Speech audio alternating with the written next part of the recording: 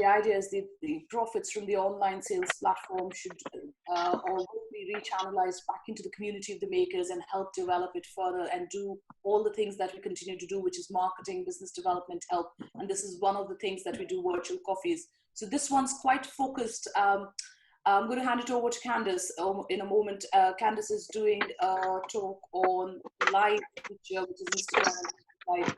Helen, you'd asked for it, so shout if you have any questions as we go along.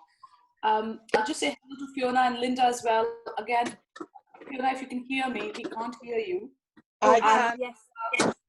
Nice to see you, Linda. Thank you very much for joining as well.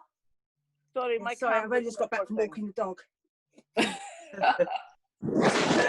I'll hand it over to you. You've got a sharp close today. Cool. So if everyone could please just mute their mics just while we're doing the presentation, and then just to let everybody know that we are going to be recording this, and if you have any preferences to not be featured, if you can just switch your video off, then you won't be in our video, because we do upload it to YouTube afterwards. So Emily is actually going to be helping me with the virtual coffee today, so we're going to be sharing the presentation. So I'm just going to share my screen, and then Em is going to get us started. If everybody can just let me know once they see my screen. Yeah. Perfect. Let's just present this. All right, Ems, do you want to take us away? Yes. So for those who are new, my name is Emily, and that's Hans, and we are part of Artisanry's marketing team and do a lot of the content creation for Artisanry. Today we're going to be talking about Facebook and Instagram Live and how you can use this as a tool to connect with your audience. Just up top, as always, we never want to sound patronizing to people if they do know a lot of about this topic, but we also want to consider people who might not know too much about it. So this is a very basic introduction. So if you do know quite a bit about it, feel free to ask maybe more complicated questions in the questions section at the end. But yeah, otherwise we're going to dive in and treat it as an introduction, so at quite a basic level. So going to slide 2, just a quick stat. According to statistics, 80% of brand audiences would instead participate in a live stream of a brand than consume any other form of brand post. So just a rhetorical question for you to get thinking about why you think that this is, and possibly from the perspective of your audience, why you think Instagram Lives are getting more and more popular. Is my screen changing, Em? Sorry, is it changing to the next slide? Yes, okay. we're Okay. Perfect. So Facebook and Instagram Live lets you stream events. I'm not too sure if you ladies have ever participated in one. I participate in them regularly, and they are so much fun. So they let you live stream events, performances, gatherings as they happen in the app or on desktop, depending on what your audience is viewing them on, mobile for Instagram, and I think both for Facebook. Viewers can watch as the action unfolds and react by liking and commenting, which pop up on the screen as you're engaging and doing whatever it is that you're doing. So this conversation is about Facebook Live and Instagram Live, and although they are owned by the same company, they do differ slightly. So just to help you figure out which one you want to use, whether you want to go ahead and do a Facebook Live presentation or stream, or an Instagram one, both send out push notifications. So once you've started your live video, it sends out a notification to your followers. So that happens on both platforms.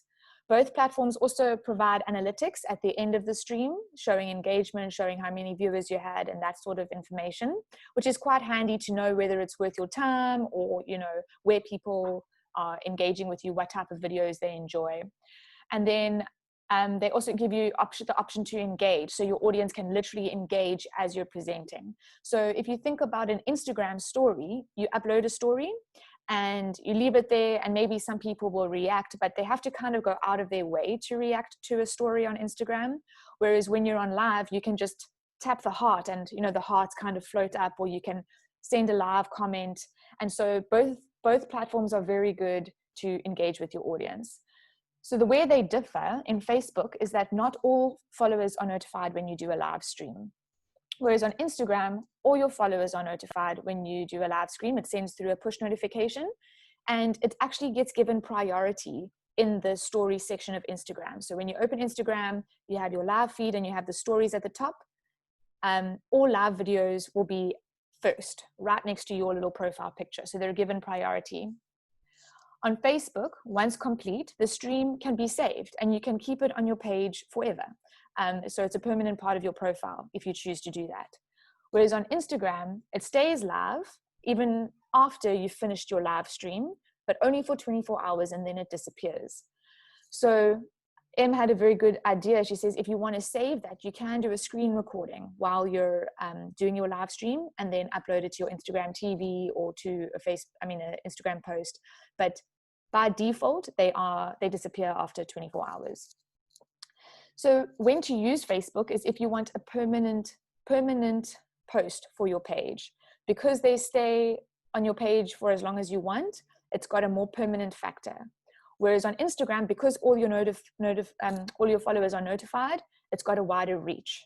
So Facebook is better for permanence, Instagram is better for reach.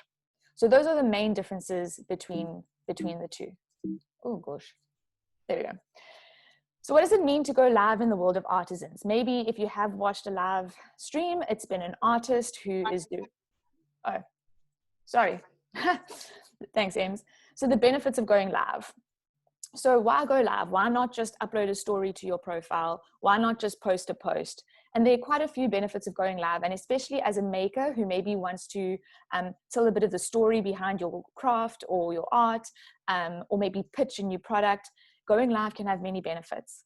So firstly, it creates a better relationship with your audience. As they're engaging, you can comment on their comments and you build this relationship with people. And whether you have 2 people on your live stream at one point and 5 at a later point and no one at a later point, at least it's there, you know, at least you do have the opportunity to engage directly with your followers without having to send them an email or an awkward direct message. It's also great to share immediate information. So this is often by trial and error. Sometimes certain information is better shared as a post and not as a live information, but it's all part of the game, right? Everybody's story is different. So you test different types of content and you see what works well. So immediate information, if you want to share something very newsworthy and you want your followers to be the first people to know, that's the benefit of going live. You also have a broader reach than normal posting. So as I mentioned, your followers get a push notification, which means that they normally jump on if they are interested in you going live. And also audiences love video, not just as a normal post, but especially live video. There's another statistic that live video is watched 3 times longer than normal videos on Facebook, which is very interesting. So I found that quite interesting because we've kind of been only posting videos, but maybe we'll start posting live videos a little bit more often. So audiences love video, and that's why the engagement is so high as well. It also drives traffic to your social media page. With the push notification, you can be like, hey, I've also got this that's going to be launched later this week. Make sure you follow me on Instagram, or make sure you follow me on Facebook, you know, whichever platform you're talking on, you can punt the other platform. It also ensures unique content because, you know, if anything wrong is going to happen, it's probably going to happen when you're going live, or if anything amazing and magical is going to happen, it's probably going to happen when you're live. And you can't make that kind of stuff up. You can't curate live content. It's so organic, and it's one of the biggest benefits of really being able to connect with your followers in a very raw and organic, authentic way. It's also a cost-effective video strategy. A lot of people spend a lot of money, you know, hiring videographers and stuff, and it is expensive, and because it is a skill. But if you want to have video on your profile, you can do a live stream and you can still get across the information that you want. And because it's live, there's no expectation for it to be cinema enhanced in a cinema sense. And also it's great, especially as makers, to generate hype. So consider product releases, consider a new range, consider an exhibition. It's great to be able to go live and tell people about it and generate hype about whatever it is that you're trying to punt. Yeah, is this me or you, Ems? You. Okay, cool. So now I jumped ahead, but now I'm back to where I'm supposed to be, going live in the world of artisans. So what does it mean to go live as a maker? There's lots of different ways that you can do it, and it's up to you. You can be as creative as you want. Some of the ideas that we thought we'd jot down for you to maybe play with and think about is doing a Q&A, maybe about your specific process of jewelry making or pottery, maybe a little bit about giving people an opportunity to ask you questions, saying, hey guys, I'm going live, send me your questions and let's get to know the maker behind this brand. Or you can discuss a theme in your art. So if you've got sustainability at the heart of your craft, you can do a live video and discuss sustainability and encourage that conversation and ask a Q&A session. You can also do a virtual exhibition, which is particularly handy during lockdown. You can also just put your phone up and do a live process and show people how you put together your beautiful mosaic. Put your phone up and just, film the whole process so that if people want to see it, they can do that. You can discuss a launch of a product or an exhibition and generate hype, as we've mentioned. And of course, you can build hype about your commissions, which are soon to be sold on Artisanry Co.'s online shop, which is launching very soon.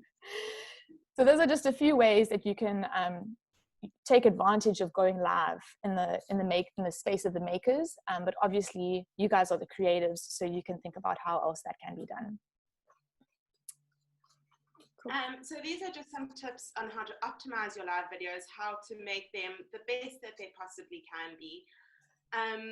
So one very good point is to emphasize the urgency. Why is it that you need to go live? Why can't it be curated content? Like Can said in the previous examples, Q&As are very important to do live. Also showing your own process, like Can said again, putting your phone up and just maybe videoing your hands, doing, your craft, your art. Is a wonderful thing that also needs to be live or can be live and important to do so. So use your stories and posts to let your followers know in advance.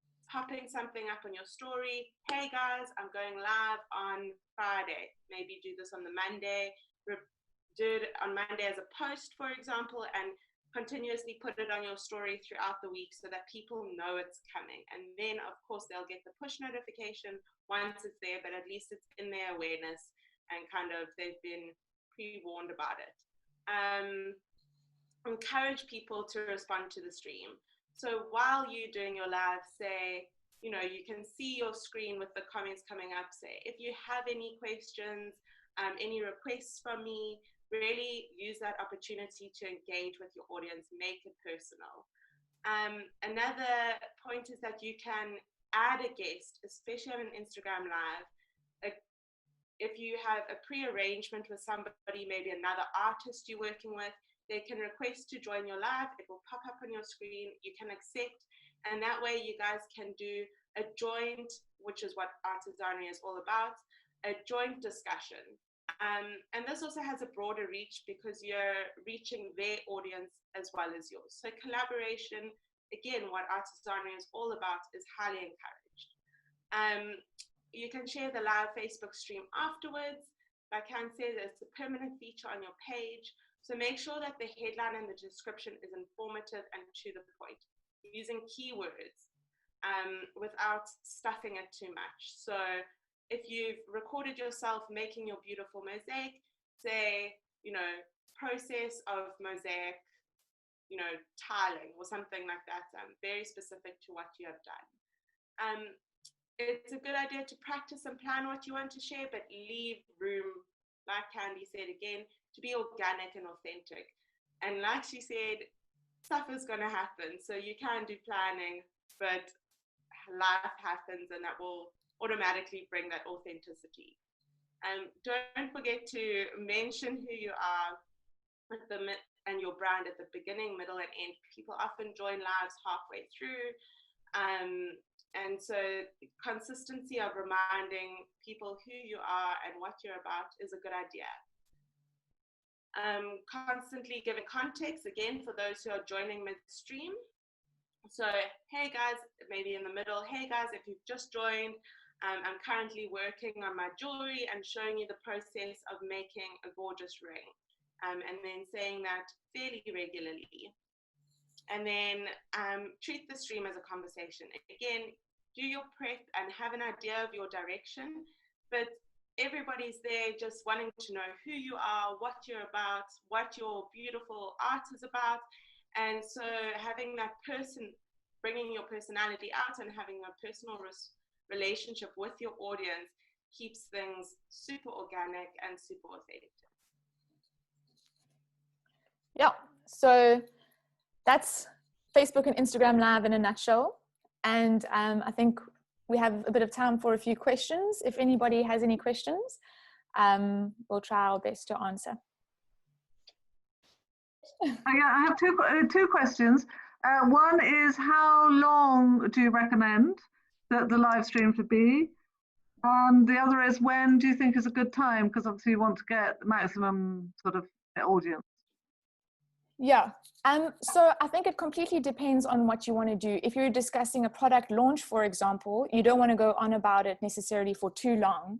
Whereas if you're doing a Q&A, it can be a little bit longer. So I think that you can often see like when your, your audience is online by looking at your analytics. And also after your live sessions, you can maybe try it out and see at different times which live sessions have worked well, because your live sessions do give you analytics afterwards. Another thing is to maybe do a poll. So as Em said, you want to create a bit of hype towards your live session so that you have people coming online. And you can do in the week building up to it. Hey guys, I'm going to be going live doing a Q&A about my mosaic process. What time suits you? And then you can choose 9 a.m., 12 or 12 p.m. You have to choose 2 times. Or you can just ask an open-ended question and see what people vote for. So yeah, so that's one way to do it. And then depending on how long it is, I think, to be honest, I personally have never joined or enjoyed a live session that's longer than half an hour. I don't know if there are limits on it, but everyone that I've kind of joined has been half an hour or less, because people often jump on at a lunch break or, while having tea or something like that. And you don't really want to go on for an hour. I think like half an hour, I think would be the max. I don't know, Em, if you think anything differently. I think that there's 2 pros and cons to it. A longer live stream means that more opportunity for people to join because it's going on for longer. So people who weren't around at 9 to 9:30 might be around from 9:30 to 10. But for the people who have joined from the beginning, then they might leave because they have stuff to do. So it is something to consider, something to play around with, and also thinking about the relevance of what you're doing. I mean, doing a promotion of a project for an hour does seem a bit excessive. So just keeping both in mind. Whereas if you're having a conversation with a second maker and you guys are discussing a topic that has a lot of depth to it and has a lot to it, then I think something like 45 minutes would be a good option for you. Sorry, Helen, I was just going to jump in and say also about the days that you said. Now, social media, they say the best days to post are midweek between Wednesday, Thursdays are probably the best days to do it. And I think we did some research when we did a couple of live sessions, and the options that we had for Instagram were, if I remember correctly, 8 o'clock in the night was one of the options. It was quite late in the night, and I was quite surprised to see that people actually sit down to see Instagram live at that time. There was another slot. I can't remember, but we can check and come back to you about it. There is a lot of statistics available online as to what's the best time, but perhaps the best day is Wednesday to do, and that goes for most of your social media posting. If you have to skip a day, don't ever skip a Wednesday. That's when you get the best sort of audience. Okay, another quick question, if I may. Sorry, I find it fascinating because I just don't really understand this at all. The other thing is, how can I respond? Because you just mentioned that I should be responding to comments and engaging. I mean, I can engage with the audience, obviously, but if they're commenting, by sending messages, and I'm trying to show my hands working and focus on what I'm showing people, how can I, engage actively live, in a live context? So what a lot of musicians do, and a lot of them, like I said, are doing lockdown sessions during, during lockdown, is they'll play a song, and then every now and then they'll look up, if they're doing it on Facebook, look up at the camera and be like, "Oh, Candace, thanks. The song's dedicated to you. Ha ha ha." And then someone else will say like,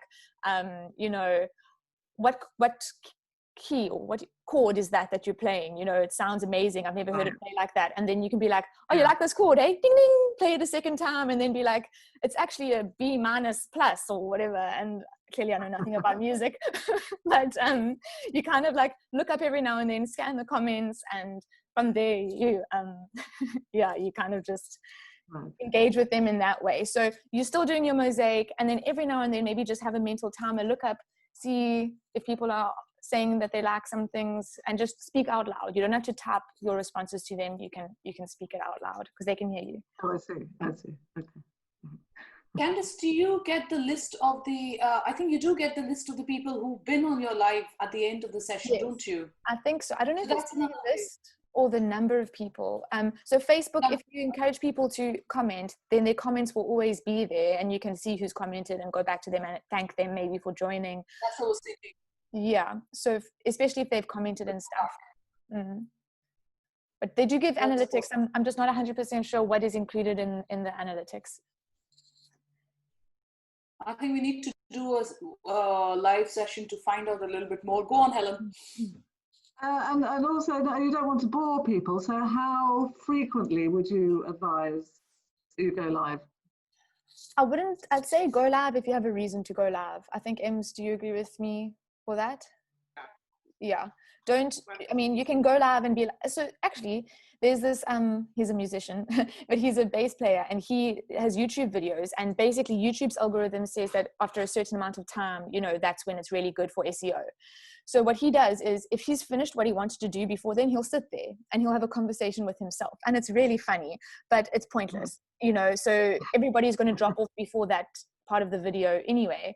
So I think if you've got something to say, do it. If you want to have an open conversation, if you've done a few live sessions and people join, and you're used to having like maybe 10 to 20 to maybe 30 people joining your live sessions, then you've got a captive audience, and you can say, "Hey guys, I'm literally just going to be answering your questions today. Let's see how it goes."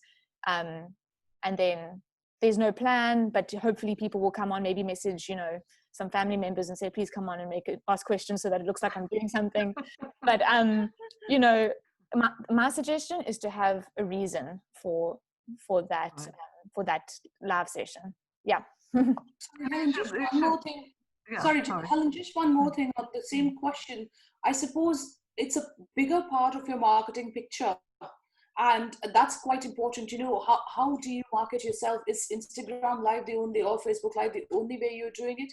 Or is it a bigger picture with other things that's on it as well? And that's what you need to consider, because you could end up spamming your audience as well. So you need to see how many posts you've done, how many, what is your target audience. So it's a little bit more thought into just starting a live, which I see quite often on Instagram, and it's the same person doing every night, and I think, gosh, you couldn't watch it again because it's so often. Sorry, you were saying something, Helen? No, I was just slightly wondering if you should go ahead if you don't have any people watching you, which is perfectly possible. But I suppose you should carry on even if you're talking to yourself, like 100%. Your musician. Yeah. Because especially if it's like on Facebook Live, then like I said, you've got it on your profile, so it's quite a nice organic piece of content to share, and it'll be on your story on Instagram for 24 hours. But if it's something like you're doing a process, or you're announcing a new product, or a new commission, or a new special that you're running, like anything like that, go ahead. If nobody joins, it totally doesn't matter, because it's useful content. The only time that you'd really want people there is if it is a Q&A and there's that awkward, no one's asking questions, but then maybe start off by having a guest, like Em said, collaborating with another artist and having a guest session and asking questions with them.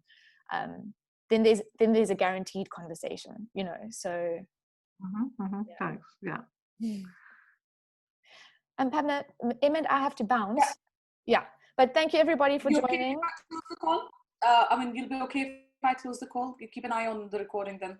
Yes. All right. Stop the recording. Cool. Thanks, everybody. Thank you, girls. Thank you. But to have no one, but I leave them up and then people add things afterwards, and I get 2 or 3 sometimes now. But I've never had a guest on, and I would like to do that, and I'm not really very clear on what they were saying on how I invite someone to join me and do a 2-way thing. I think so the whole conversation that was about the collaboration part of it. So you could, Claire, remind me again, what do you make? Is that... I'm a glass painter.